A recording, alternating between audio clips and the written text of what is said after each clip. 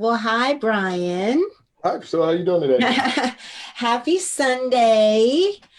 Um, you are actually working today I at am. work.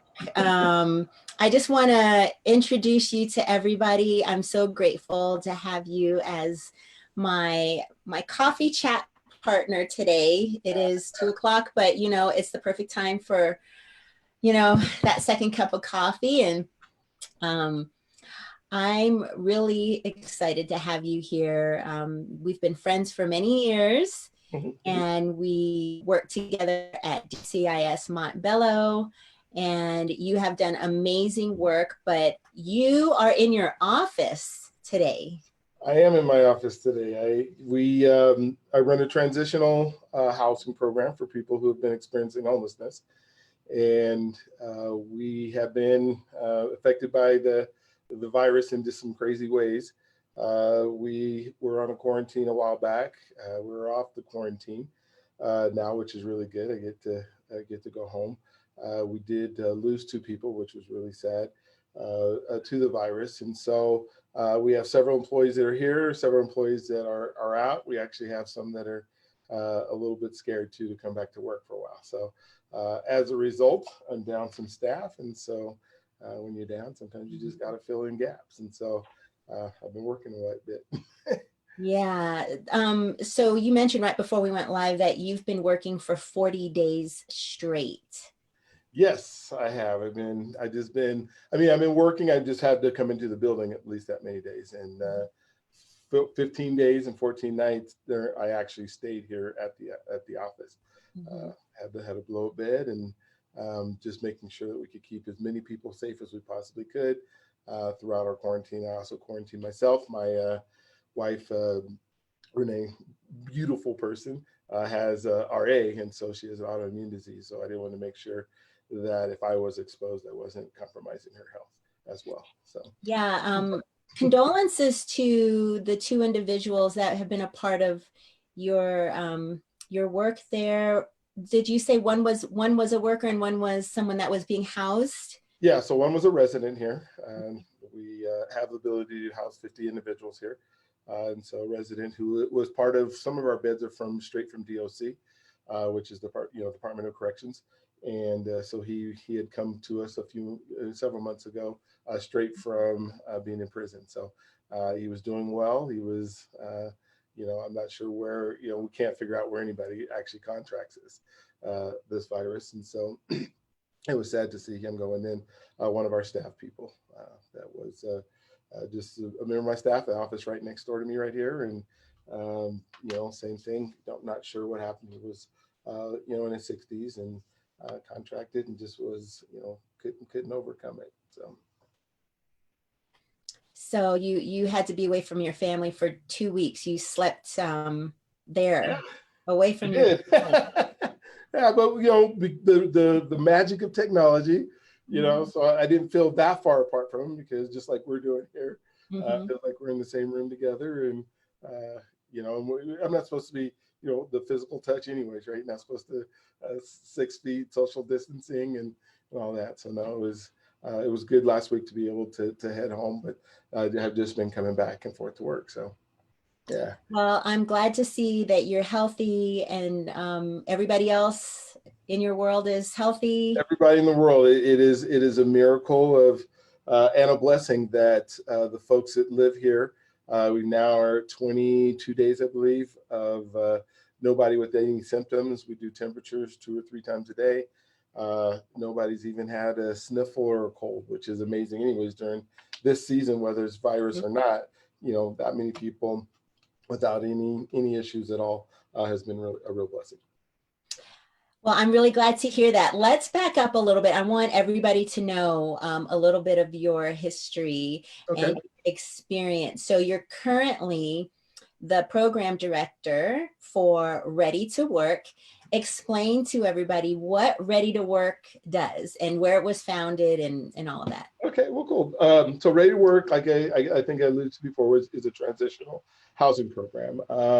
It came out of a organization called Ready, Willing, and Able that is in Harlem.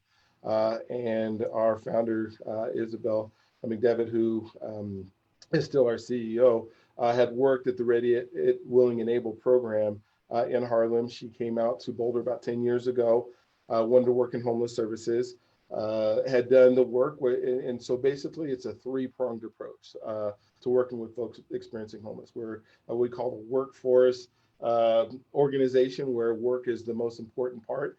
But in our we call it a three-legged stool. We have work, supports, and housing. And so all three of those combined help somebody to be able to get to self-actualization and be able to actually get back on their feet. And so, you know, as they're here for about a year with us. During that year that they're here, you know, the first thing we do within 2 weeks, we have what we call social enterprise. A social enterprise is where we have contracts with like the city of Aurora or the Colfax bid. Different organizations or businesses hire us to do work, whether it's landscaping, whether it's sanitation stuff, or culinary. They hire us. They pay us, you know, a certain amount. You know, say $17 an hour. We pay our workers a little over minimum wage, and then as a result, that gap in between funds about 40% of our organization, which is kind of nice. But they get back to work, and so they start out. We're learning work skills. When they get to about month 6, we have an employment specialist here, and our employment specialist starts working with them. We find them an outside job. They work with that outside job for about 3 more months, and in order to graduate our program, they have to have a full-time employment outside of ours with housing. So we help them find housing to leave, and then we work with them for about a year after that, making sure that they are, you know, acclimated working and continue to work at their jobs.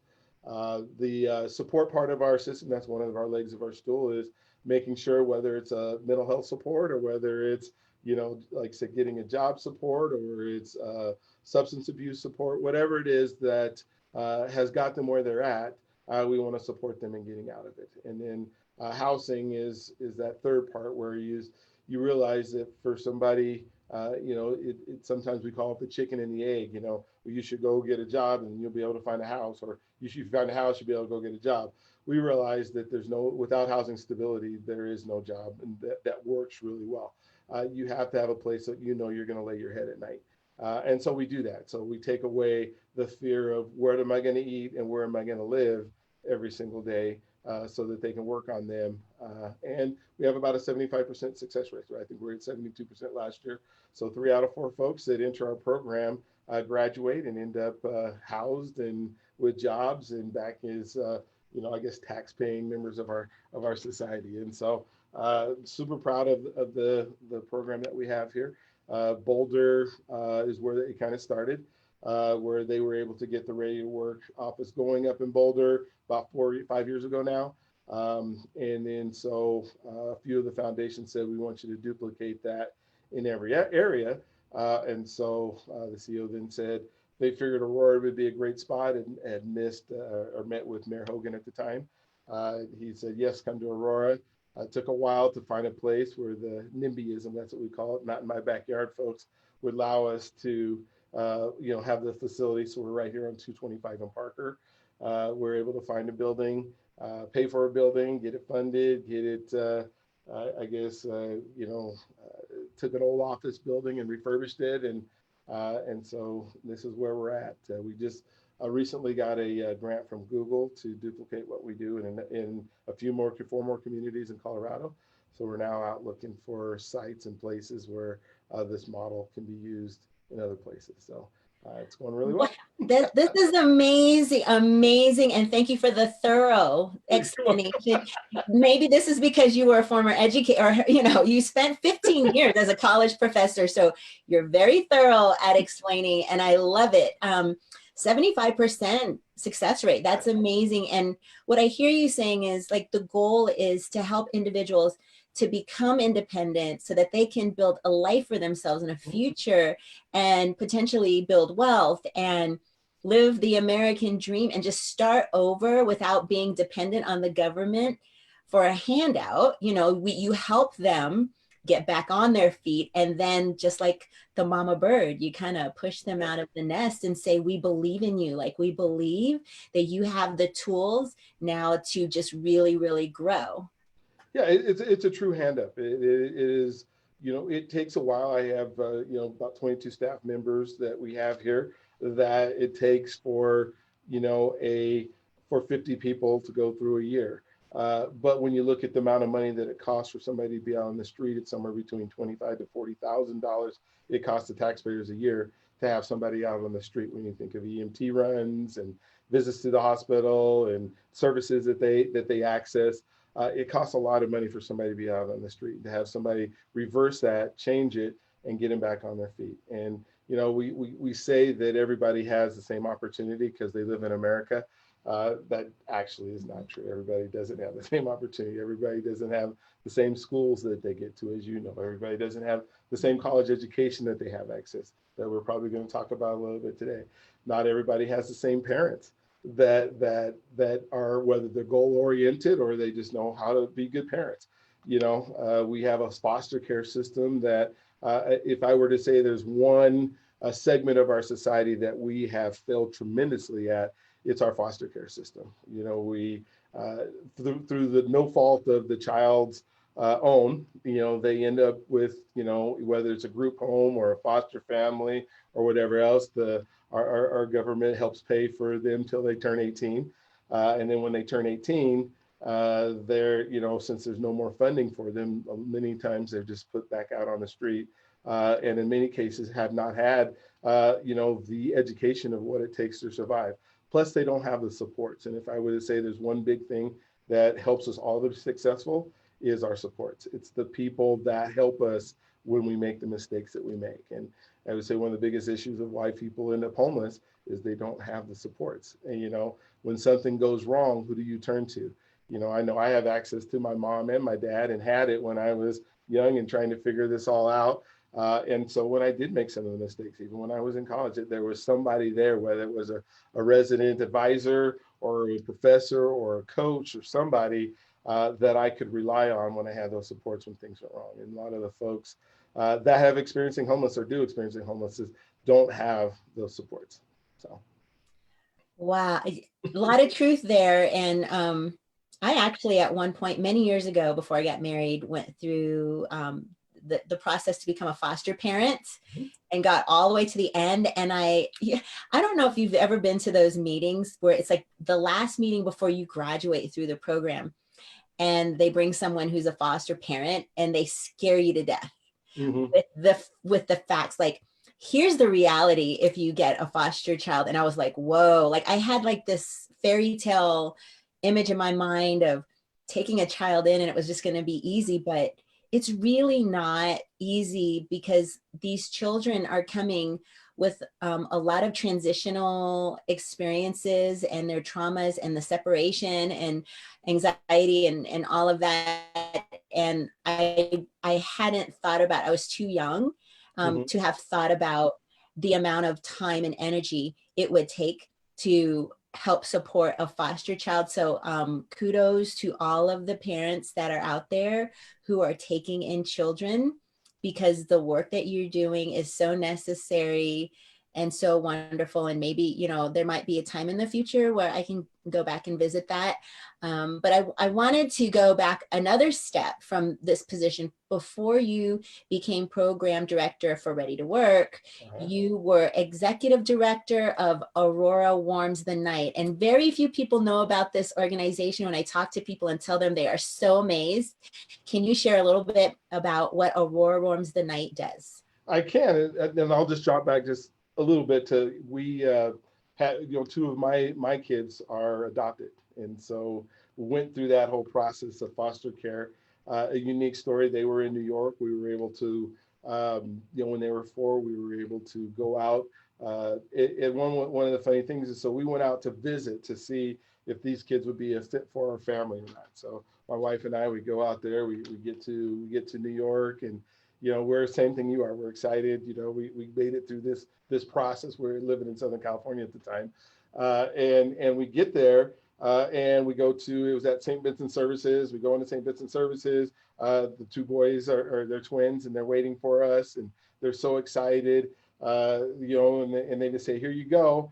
And then so we take them out and we go to Central Park and we go, to the toy store. And we do all these fun things that you would do in New York, in the middle of the winter. And then it gets time. So it was supposed to be the weekend. And at the end of the weekend on Sunday night, we go to say, okay, back to St. Vincent Services. We got to fly ourselves home.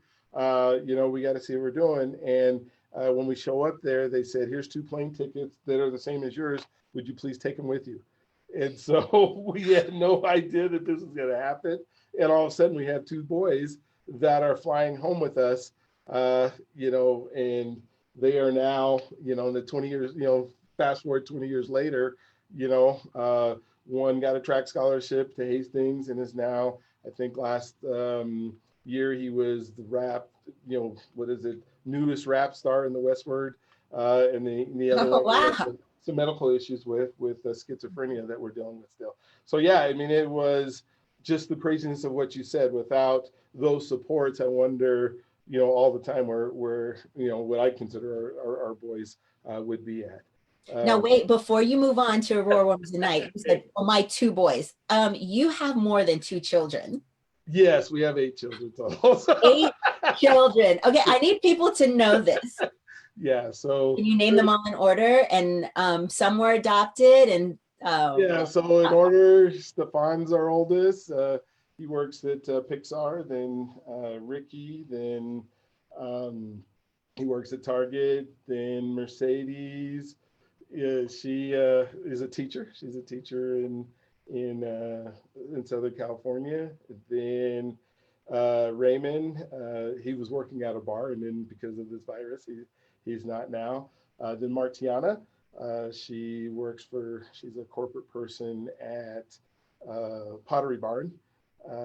And then the 2 twins, I talked about them. And then Rihanna is, she is going to school right now at Metro State. So, and she's 23. so your daughter's living this Yes. remote learning Yeah. experience right now. Okay, so share more with us about Aurora Warms the Night. All right. So Aurora Warms the Night is emergency services. So when you look at the spectrum of homelessness, there is there's a test that we take. We call it the VI SPIDAT, and the VI SPIDAT determines the vulnerability that somebody has. And so if you're at like the highest score is a 15, that means you need total support probably for the rest of your life. If you are at a 1, you probably can self-correct. Something happened, you lost your job, you lost your house, but you have supports. You might end up on your mother-in-law's couch for a little bit, and then you're back out and get your job back in self-corrected. So when we talk about emergency services, we're looking at that higher end of the spectrum. We're looking at the folks that you see with the basket, or the folks that you see with a sign that maybe have some mental health issues, or just haven't figured out how to self-correct. They're the ones that you buy underwear for all the time, that when it gets cold outside, which Aurora Warms the Night came from, there were folks that were dying when we had temperatures that got below freezing. In our case, it was below 20 degrees, where we would buy motel vouchers. We'd make sure that they were safe, that they have food, lots of donations of whether it's socks or underwear, a lot of supports. Let me turn this off, I apologize. That kind of stuff where, where they just need help all the time. And so, but at Aurora Warms the Night, that's what we did to make sure that they were okay, that people weren't dying on the streets. But the hard part is it's a revolving door. And what I loved about being able to come to Ready to Work is that revolving door is no longer revolving. We actually have a solution. So when I was at Aurora Warms the Night, incredible organization, we were able to do laundry days where, we had things where we figure out a way for the homeless to get laundry done. We were able to get a shower truck where we could take showers. But those cycles, this month I need 50 pairs of underwear, 100 pairs of underwear. Next month I need 50 pairs or 100 pairs of underwear. And it just continues to go on. So, but it's needed. I'm not going to say that emergency service, there will always be a need, There will always be new people who are experiencing homelessness. There will always be people who need resources. And until we house everybody and make sure they all have a place to live, organizations like Aurora Warms the Night will continue to be needed.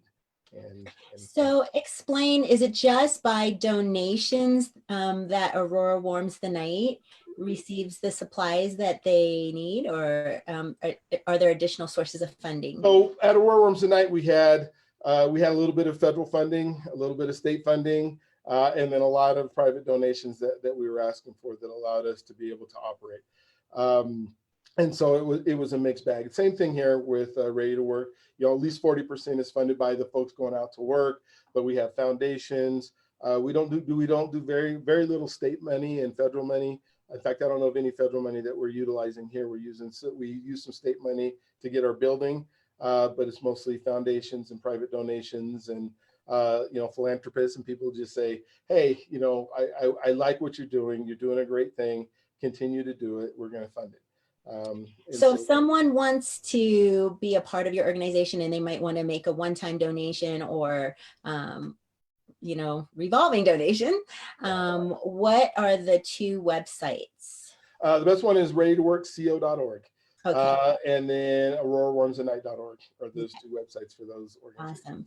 And, you guys would also take not only just cash donations, but also items that are in new or near new condition, furniture that's in good condition, maybe beds, the mattresses that are in great condition, that are clean, because everything costs money. But I just want to encourage people out there, like if you're, I know we've worked with you guys with different items that are in good condition. And so we just want to make sure that when we're giving to people that we're being thoughtful about the things that we're giving, so that, people deserve to live with integrity. And I think that's what you're doing. The result is teaching people that they matter, that we love them. We want them to be successful and independent and build a great future for themselves. And so the work that you're doing is amazing. So now I want to talk to you about how did you get appointed? This is a governor's appointment to the State Housing Board. You are appointed to represent or work with the 6th Congressional District, which is the same district I'm running for CU Regent.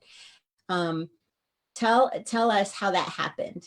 Well, I don't know how it all happened. I know that I work a lot with Nancy Jackson, who is a county commissioner here in Aurora, and she's helped with all kind of things that she's helped our different organizations with. And I was super involved in when the city created the HAP program, which is House Aurora Partnership, which does eviction prevention and then rehousing for folks who are needing. So there's some funding for like first month's rent, security deposits, that kind of stuff. So I was in this housing world trying to get people housed. I mean, that's how you end homelessness, right? Is a person has a house, they're not homeless anymore. And so as a result, I think she recommended me, to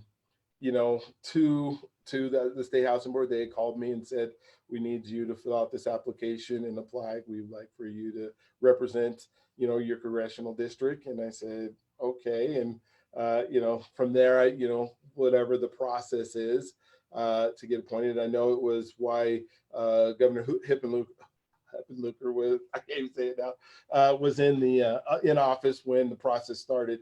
And by the time Governor Polis was in office is when I was officially, put onto the board and gone down to do our thing at the Capitol and get affirmed and all that kind of stuff. So it's been I've been on it a little over a year now. A lot of the funding is for affordable housing projects, is the money that we have. And we just, over the next like five years, we have an extra like $400 and some million that we have to be able to work on projects. So it's a really cool commission to be on. Can you describe, for people who don't really know what the State Housing Board does, like what does a typical day look like for you, and what are some of the charges that you've been given? Well, for me, it's mostly, our once a month meeting that we have. There's not a ton of, everyday stuff. It'd be, nice. It's the they call them devos and divas, and these people who go out and folks that kind of want gap funding. So they started a project that might have some tax credits that they want a building to go on, and then they've got their own funding for affordable housing building. They realize they're not going to. It'll probably be a low income building, so people who are 30% below the average median income will be able to rent these buildings in most cases. And they go out and they figure out from with the developer all that funding that needs to go into it. And then from there, they present it to us. Is this something that the state of Colorado wants to fund or not fund? And then there's 7 of us because there's 7 congressional districts in the state. The 7 of us look at those projects and say yay or nay whether it should something that could go forward for that gap funding in between. Anywhere from somebody needing a couple $100,000 to somebody needing a couple $1 million, just depending on the size of the project, where it's at, who it's going to serve. We really look at in our packets. Our packets are probably 100 to 200 pages long every month that we have to read through to look at, is this something that we believe is going to help folks get housed? And a lot of the projects are phenomenal projects that are happening around the state. I wish we had more money. I wish we could fund more projects, and get everybody in a house. I mean, I think everybody deserves a safe place to call home. And we're working on ways to make that happen.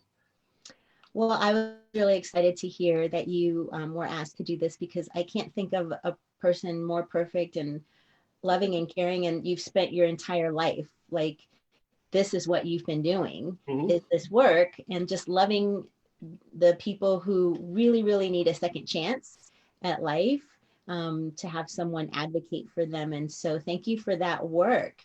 And just real quickly, because I want to shift into education, you spent 15 years as a college professor. Talk a little bit about your experience in education. Well, that's a really good way to go into what I think a lot of my life was. My plan just that you think, I'm getting out of high school. I'm saying, what am I going to do with my life? And I wanted to be a stuntman. That was what I was going to do. I was going to go to California. I was going to go to stunt school and become a stuntman. And my mom said, if you will just go to college and graduate from college, I will buy you a Jeep when you graduate. And for me, I had done Wait, well. were you guys like the Huxtables or something? Your mom was just going to buy you a Jeep? Yeah, I guess. It didn't happen. So it was a ploy to get me to go to school. I happened to be a pretty good athlete when I was in high school, and I had several scholarship offers, to go to college. And being a person of color, not a lot of people from our family had gone to college. My mom had gone to college, and actually she ended up with her PhD at some point, after I had finished college as well. But just, hey, it was important to, at that point, go to school, get a good education, and you'll do well in life. And so she's like, I don't think you're going to do well as a stuntman, but I think you'll do well if you go to college. So off to California to go to college I went, because that was the closest school I could find to Hollywood. And then just enjoyed school. Enjoyed my whole, I went to Azusa Pacific University and just had an amazing experience in college, from dorm life to running track to, the relationships and the networking that I was able to have. Graduate, I got a job offer here back in Colorado at US West to go into human resources. I came back here in human resource. I worked there for 2 full days, and then they had layoffs back in the 80s. And so I was out of a job within 2 days. One hand not know what the other's doing. They moved me out here, paid for moving expenses. And then 2 days later, I was no longer an employee at US West. And so, I had to find a job, and I had a degree in physical education and another degree in communications. So I double majored when I was there. And so I went over to, where was it? Oh, to Overland High School and worked for Mr. He passed away, but Senator John Buckner was. Buckner, yeah. He was my principal then, and he convinced me that education was where I needed to be. I went back after I was just working as a security person, went back and got my credential It was funny. I was a special ed kid in high school. I don't think I should have been. Could not spell very well, so I couldn't pass the teacher's exam for Colorado because at that time, like a big portion of it was spelling. But I could pass it I could pass it in California. So went back, worked at a private school, Pomona First Baptist School as a Bible teacher and a PE teacher. I worked there and got my 5th year credential all completed. Then went to an inner city high school. My first 2 weeks there, one of our kids, I mean, it was shots were flying and, lost some kids from just gang violence and, kind of got I was coaching football and track and just realized what it's like to, literally my second day, some gangs drove up on the football field, started shooting, and two of our players actually got shot, but one on the leg, one on the shoulder. That was my acclimation into education. So worked there for 5 years, got my master's in educational technology back in the 90s. And so was just gung ho. Literally within 4 months of getting my master's, Cal State San Bernardino called me and said, will you come teach in our educational program? Because all teachers had to have a technology class like a computer class in order to get their credential. So I started teaching that class right away. Then from there, taught at UC Riverside, taught a little bit at San Diego State, and then Azusa Pacific hired me to be the director of the master's program in educational technology within a couple of years. So I think I got my master's in 92. By 95, I was running a master's program in technology. I think my first class that I taught, I was 28 years old. We did a web design class and back in 1992 that took us a whole semester with 15 students, and we ended up being like the 1580th website in the world, because there wasn't web plays. We had to communicate with the developers of a program called Mosaic. Back then, I think they would tell us how to do coding so we could figure out the coding so that the web page, literally our web page was 4 pages long. So you were like way ahead of the educational technology curve back then. So in the class, we taught how to use an overhead projector in one class. And then the next class, we were teaching how to connect a VCR. So yeah, it was. Those were the days. Okay. So I could talk to you about technology data, but I want to go back to more of the work that you're doing and how it relates to college students, because this issue of homelessness is very serious especially for those young people who are the ones that have experienced homelessness. As I've been calling constituents and talking with them about what's the most important issue for them, the number one issue I'm hearing from parents is the cost of a college education. They've been talking about the student debt crisis. And when we look at the data, that cost of a college education has increased for students and parents.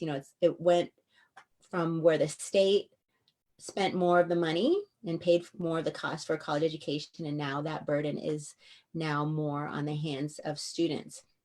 But we've had conversations about the data, and you have this amazing database in your brain about the homeless rates in CD6 and what happens to students and who does it impact. And it's kind of a broad question, and you do really good just talking about it freely. So can you talk to us about the data that you've seen?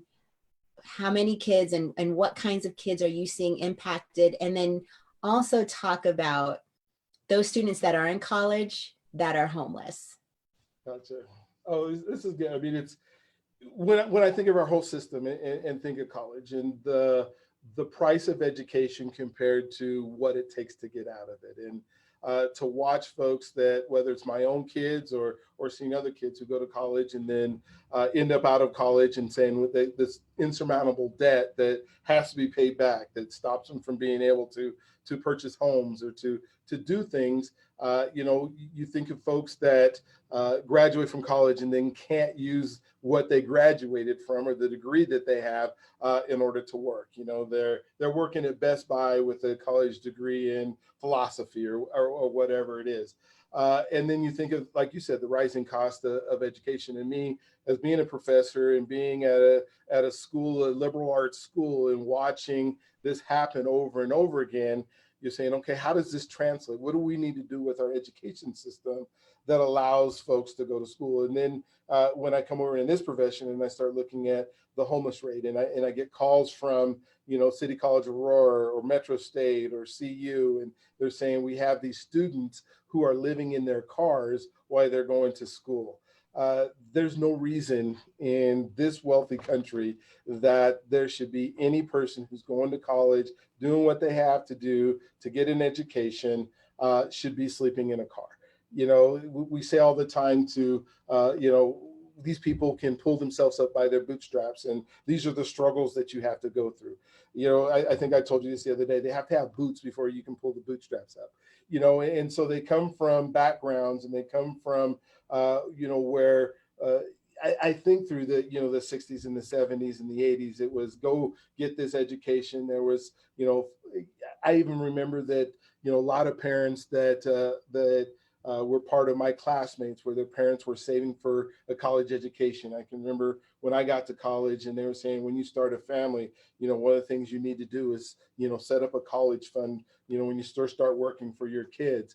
But that's not realistic. When the parent has a whole bunch of debt and they're trying to pay off their own loans, there's not a lot of money to be saving up for your kids to go to college. And the assumption is that, like you were saying, parents, should be responsible for their education of the college. Well, when college costs $120,000 or $200,000, as much as a house, in order to go to college, it gets to be really ridiculous when you start thinking about that. And then, you start thinking of, these kids, like you said, that are in their cars and they're going to school, and we don't have a scholarship, funds. We will give a scholarship, or schools will give partial scholarships because they want as many bodies as they possibly can involved in that. But they give the scholarship for the tuition, but they don't give the scholarship for the room and board that goes along with it. So they have these dorm rooms, and so yeah, your education, let's say, costs $70,000, for a year at CU or whatever. But does that include the room and board? Does that include, their ability to eat the meal plan that goes along with it? It's so hard to not have a place to live. When I talk about housing stability, that's in college too. You're expecting them to go to the library, do the homework, read and write, get everything done. Some of them have jobs, one job, two jobs while they're going through school, and be able to concentrate on their schoolwork. And some of them figure out how to do it. I say the majority don't. The majority end up dropping out, and then because they can't handle that burden. And then now we have, them trying to figure out, how am I going to pay student loans with this amount? There are some colleges. When I first came back to Colorado, I was teaching at one of the for-profit schools. I'll say nameless right now, but I was really upset. And the reason I left is because they had this program where if you come to school, you get a laptop. And and that was, you get a laptop as you come to school. We'll do the student loans, because student loans are super easy to get for everybody. The colleges really wanted them. And so they would come to school, they would get their laptop, they would have a $10,000 loan. They would show up. I had several students. One student I can remember precisely was living in a shelter, had his laptop, and would tape it to his body every night because he didn't want to get stolen while he was at school, because that was his only possession that he actually owned. He ended up not finishing at the school we were at, and he has a $10,000 student loan, and he's still living on the street. Somehow we can't let that happen. There's no reason, and I think we're going to have to just retool the way colleges are run. I mean, I think they were able to accelerate and charge more and get a lot more income coming in and do. I'm not saying it was not wonderful things, because they were doing good things for a segment of our society, and just creating even a further gap in those who can and those who haven't been able to, those who, like I said, have those supports that were willing to help them in that process. Where does a kid who's sleeping in their car when you have a spring break or you have a summer break or you have a winter break, where do they go during that time? Where do You know, they go when there's a coronavirus and they have been in foster care mhm. for the last 18 years and they're in college, but they have no family to go home to? I mean, what happens to them, Brian? Yeah, and so right now, if they're in Denver, and you're a man, you get to go to the Western Stock Show, and they had 700 people there last night that are all living in cots on the floor there, and then they have, the Coliseum for the ladies opens tomorrow night, and they're going to have another 700 people there that are just, in the mix of our shelter system, which is definitely not promoting education, which is definitely not promoting moving up. They're just saying that emergency service that I'm talking about. Here's a bed, here's a meal. We're going to make sure you don't die as best that we possibly can, and good luck. It is a lot of what we have to do at this point. And then you think of the wealth of some of our universities and the endowments that are just, astronomical, where they know that they could fund just about every student who goes to school there, and still have money left over. And I think we're not thinking about that when we're saying, okay, who needs to go to school? So you have, I guess, when you say, okay, we need to have this many, people of color that go to the school. We have to have this many people, that are transgender that are going to school. We have to have this many people that are, and we meet these quotas, but are those the right, are we just picking out of a hat and hoping they're going to be successful? And I know they have classes and that kind of stuff to help those groups become successful. But where are we dropping into the high schools and making sure that we're going to, I guess, with that scholarship that we're offering for that group, is it a holistic scholarship? Or is it we're going to pay for some tuition, but you're still going to have to get half of it funded through some kind of student loan? That means when you graduate, if you graduate, but if you don't graduate, not only do you have the piece of paper, not have the piece of paper in your hand that says, I have this degree that may or may not be able to get you a job, but I have this, but I don't have this piece of paper, but I owe you $100,000 or I owe you $60,000, or, and then they go, okay, so they go out and say, okay, now I got my job over at Best Buy, I'm making $14 an hour, and I got a garnishment that's coming out because my student loan isn't, I didn't pay it because I didn't have any money to pay it. And now, 1/3 of my Best Buy check is being garnished. So while I'm working at Best Buy, so I have no ability to create any kind of stability in my life because I'm paying for this education that really didn't give me the education that it deserved, or the education that they told me it was going to give me. Yeah, I talk about this in my campaign, the Mhm. three things EDU. We know this to be education, but in my campaign, the E stands for education excellence, Mhm. the D stands for diversity and access, and the U stands for utilization. And when I talk about utilization, what I mean is that degree. It's just an expensive piece of paper if you cannot get a job the very next day that you graduate. If you're struggling to find work, then I question the validity of getting that degree that put you in debt. So it's really, really important that high school counselors and college counselors are talking with students about their future and what they're going to focus on in order to get a great paying job so that they can build a life for themselves. Now, I went to college because I had to become a teacher, but I went to a private university, Texas Christian University in Fort Worth, because it had a great music program, but I did not understand the amount of debt I was putting myself into because my parents did not pay for my college education. They were not college graduates themselves, and they couldn't help me navigate through the process. So I was doing work study and taking out student loans, and I got my first teaching job making $18,000 a year before taxes.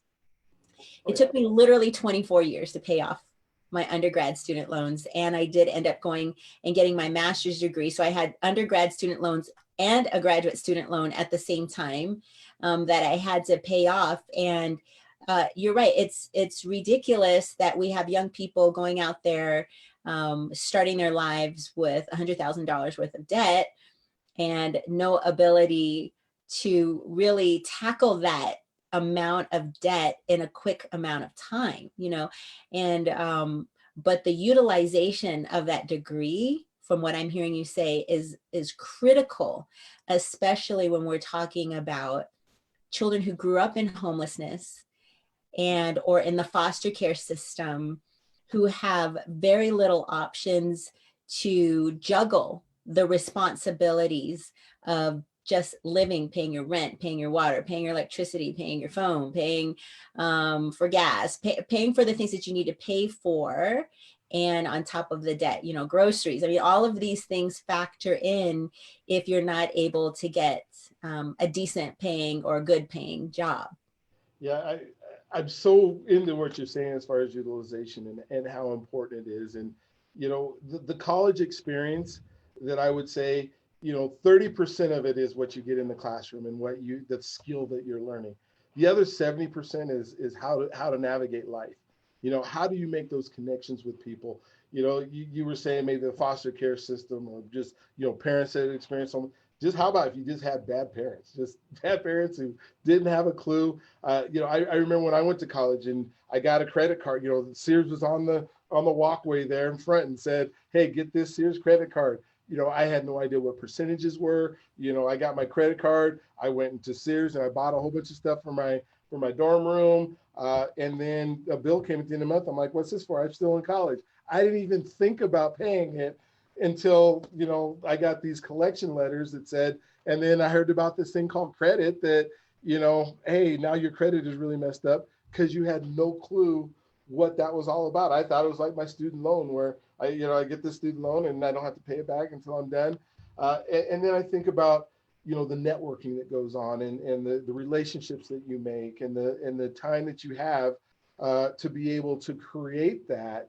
That works real well when you don't have the burden of sleeping in a car or the burden of having to have a couple jobs while you're in school. Then you can really hang out with people. And then you think of, you know, the degrees and the utilizations. And one of the things that I don't think universities do a really good job at is job placement. They should start that job placement process your freshman year. So you're thinking, my freshman year, what is my career? You know, you might not even know what your degree is, but at least you're on this track of what it's going to take when you graduate to be able to get that job. Because just like you said, the day you graduate, you should already be hired. You shouldn't even be looking for a job on your graduation day. You should already know what job you're going to or when it's going to start. You know, the notion where you get to go to Paris and spend the summer after you graduate, I don't think that happens for most of us. I'm going to just go backpack around Europe when I graduate college, and then I'll figure out what I'm going to do when I get back. That's not reality. That's a TV show or a movie somewhere of folks that we don't live in that world. And so where is that at in our college, you know, curriculum? And I know they want you to go to school, and you know, like I said, I've been in that world where, you know, I've had many undergraduate and graduate students who don't know where they're going, but we're working on, you know, how is your grade? You know, and I think about, I spent so much time trying to help them get a good GPA while they're in college, you know, and I go, when has anybody since I graduated college ever looked at my college GPA? And I'm sure there is somewhere, someplace, somebody cares, but my time better spent was when I was coaching there was with those athletes and talking about your future and talking about what happens to you when you graduate, talking about how do you make those networking opportunities while you're at school. You know, who are those people? What are those gatherings that I need to make sure that I go to that are in my profession? Where are those internships or whatever they are that allow me to be successful? Well, I can't do that if I'm sleeping in my car. I can't do that if, you know, I'm working or I'm worried about, you know, are my parents doing okay? Because, you know, especially I think of now, you know, this is probably controversial, but I would say right now, and I started out distance learning when we was probably one of the first people to do it. I understand how it works. I understand the technology of it. But if I'm a senior right now and I'm missing the last semester of my, you know, high school, and then I'm thinking about going to college in the fall, and I'm going to pay $70,000 to go to school online and miss all that networking opportunity, I would probably suggest somebody take a year off and go back to school a year from now where they can get those things, those tangible things that happen on a college campus that are not, because they're not getting that online. They're going to That's a get. really great point. You know, the connections and the relationships that you Yeah. build on campus, and hopefully your college professors have those real world connections too, to corporations that can help bridge that gap between a college education and a career. You know, and you alluded to this earlier, about persisting through, you know, and what are the statistics? You know, we know that the best chance for a child to get a college degree is if both parents have received a college degree. But in situations where you are in homelessness or in foster care and you are trying to break out of that cycle and change your future, but you find yourself living in your car or you have all of this debt, how can you persist? I mean, we find that, you know, when we look at the data, when Black and brown kids are graduating at a 10% lower rate than other students, then we kind of have to, what I say, put the scuba gear on and go deeper and ask the questions of why and how can we address this and how can we help support college students of persisting through. And you know, the number one reason why students don't persist is they look at that debt and they go, I mean, I can't finish this degree right now. I've got to go back to work and save money. But if you're making minimum wage, I mean, like, how do you get out of that cycle? It's very, very challenging. But we've got to figure out creative ways to help support all students as much as possible, eliminate that burden of the debt so that they can finish their degree and then go out and get a great job. Honestly, and they think it's possible. And you go there now and they say, here's this book and it's this big of like grants and scholarships and, you know, for anybody and everybody, you know, there's a way for you to college. You just got to figure out how to get through this book. And once you find the book, then you can apply for 30 or 40 different these scholarships and grants, and then you can put them all together, and then you'll be able to afford college. And you think about that, for the average person who's 22 years old, there's no way they're going to be able to navigate through that book. There's no way that they're just going, it's hopeless, it's helpless, I can't do it. I have a friend that we worked with a lot, and I had her speak with us a lot. In fact, that Christmas party went with, she spoke at, that ended up getting her college degree. She just finished. Well, she's now in her 30s. You know, she couldn't do it when she was 21. Couldn't do it when she was 25. She rode the bus at nighttime up and down Colfax all night long, where she could sleep. You know, and persevered through it. It took her, what, 15 years to get a degree. Not all of us have that kind of, I guess, stay power. You know, those are the outliers that happen, one in a million can go through that and do that. But I can promise you, even in 15 years, she didn't do it by herself. She got a lot of support. Towards the end, she had everybody helping her, everybody rooting for her, everybody making sure she had everything that she needed. If she called the favor in, she could, you know, somebody would come in and help out because they saw her working hard at doing it. And we don't do that for everybody. You know, when we find somebody that doesn't have those supports, we have to become those supports. And I believe it's the university's job when they identify that person, because I promise you, the university knows exactly who's sleeping in their car. They know, you know, with their counselors and whoever else, they know who's on campus who doesn't have a place to live, and then what supports are they getting, you know, in order to make sure that that person becomes successful. And it shouldn't be we have a dropout rate of this and we got to curb that dropout rate. It should be every student who shows up has to have the potential to be able to graduate. And not just potential, but we're finding a ways. There is a graduation plan for every single person who enters that university. And there's somebody, whether it's, and I know the counselors is an important thing, and they probably have 500 people on the counseling list, which is ridiculous. But if they do, every single person should have a plan and should have a check-in. And especially when you identify somebody without supports, then that person becomes a top priority. How do we make sure that this person who's going to have this debt is able to have a plan on how they're going to pay out that debt before they even sign the loan papers? And I don't think that, right now, I know it doesn't happen.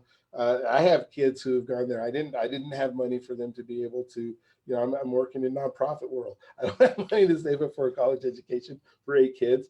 Right. So what was our plan? Luckily for me, I was able to talk and be that person and that support person who could walk them through what is our plan if we borrow this money, and how do we make sure we're not borrowing money that we don't need and paying, and then you're going to buy food with it, uh, that you're going to pay interest on it for the next 24 years in your case for a McDonald's burger, that you ate because you got an extra $5,000 on your student loan, and you end up, that's $5,000 more that you're now paying, and because that's available, right? We dangle these carrots in front of a 19-year-old and then expect them to be able to, you know, navigate that at 19 years old as to what that looks like at 30.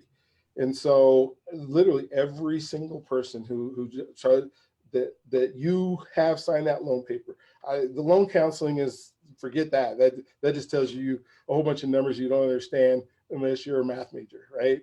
That this is what it's going to take. They make you go through this whole long process of what a student loan is. But where's the part where I get to pay it? How do I pay it back? And what's that going to look like? And how long it's going to take me? And, and here's your plan in order to get this degree. Oh, that degree in philosophy, you're never going to pay your student loan back unless you become a professor. You want to be a professor or a teacher? Then let's look at another major that maybe you can work at first and then go get your master's in philosophy if that's what you really love.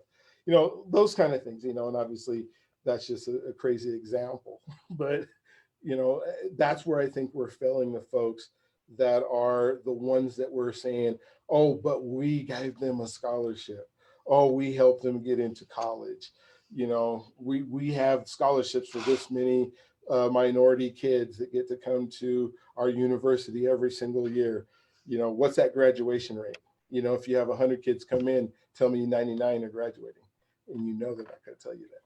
So this is amazing. I love listening to, like, I can listen to you talk about this subject because I can tell you, like, you're so passionate and so knowledgeable. What I hear you saying, it's just not enough just to say a university is giving out scholarships. It's deeper than that. It's more than that. And the work that you're doing, I know you see specific demographics that are touched more. And so, you and I work really hard in the community, and especially in Aurora. We've spent a lot of time in Aurora because there seems to be a number of people that are impacted by certain policies and decisions that have been made that have not really helped specific communities to get out of debt and to keep families together and those types of things. And so my question to you as we're winding down, because I could talk to you. Yeah, we could go on and on. We could go on and on, is should I become elected to be your next regent, because you are one of my constituents and I totally believe in accountability and listening to the voices of the people. What would you expect from me as a regent? Well, and I'm so glad you asked, because I was going to get in. I mean, we need people like you who are thinking about that outlier person, or that person who is going to have that student loan, who's going to have that debt. I think a lot of people that end up in the position that you're running for think about the university, rightfully so. They think about the university and their ability to be able to continue on and to be a business that creates an income and can be self-sustained. But what I really look at is who are the people that the university, the products, the clients that show up, and having an advocate for those guys at every turn, and not just for the mainstream middle, but for a lot of these folks that are homeless in their car. I mean, the fact that you're bringing that up today tells me that you have a pulse on what's really going on in a lot of people's lives, the people who are not graduating, the people who are not moving on to really good jobs that are coming there. And it would be my guess, and I haven't looked at all the statistics yet, but it's a higher percentage of people who are going and not making it than it is people who are going and completing it, especially from these groups that are underserved or that are vulnerable. And so having you, I definitely would say I can't wait for you to be the next representative of CD6 for the CU regions, because I believe that You're not gonna play politics. You're not going to just be there to say, hey, I had this position and I'm doing well. I truly believe that you're going to have the heart and the mind. I mean, I've seen you in school. I've seen you in your teaching. I've seen how hard you work at being the best band teacher you possibly can be. And choir teacher and music teacher and the other stuff that you do at nights. And I think that being an educator and having a teaching credential and a degree in teaching as long as you have says a whole lot for your work ethic, because you can't be and have successful students without putting in that work ethic. And I think there's a lot of people who serve on boards and commissions and get elected where they haven't experienced what it means to work there, work in an environment that demands somebody taking their full attention and their full time and willing to work the extra time. I believe, it's not about a photo op. It's not about, a stamp on your resume that says I'm a CU Regent elected official. It's truly with you. I know it's about every single student who enters the university and making sure that they have the best chance for success. And so I don't think you'll play games in that. I think you will be a shining light, a bright star in what can be, a political, stepping stone for other folks.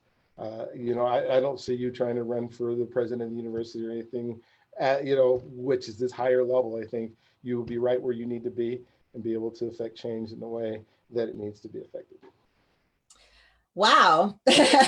Thank you so much for your thoughts and your words. And thank you for what you do. I mean, what you do is, I couldn't do what you do. I think that's why it's important for us to maintain a relationship, because every time I talk to you, I learn so much more and I'm more aware of the issues that are happening in the community. And for those people that are kind of pulling up their sleeves and getting into some of the very, very difficult work that will continue to be there. I mean, we will always have poor people. At least that's what my Bible says. The poor you will have always. And so what can we do as people who love other people to just support them and give them the guidance that they need in order to become independent and grow and learn and persist through. And so thank you for giving us an hour of your time. And I know you're going to go back and work. I don't know what time, it's 3:00. And when do you get off of work? I'm getting ready to go home now. I've been here since. Okay.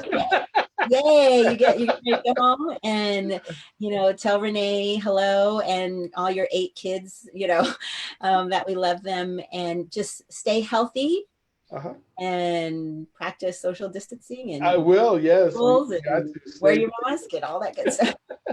Yeah, that's awesome. Well, thank you for having me today. I really appreciate it. And, for what it's worth, I hope this helps. I absolutely believe in the institution of college education and how important it is.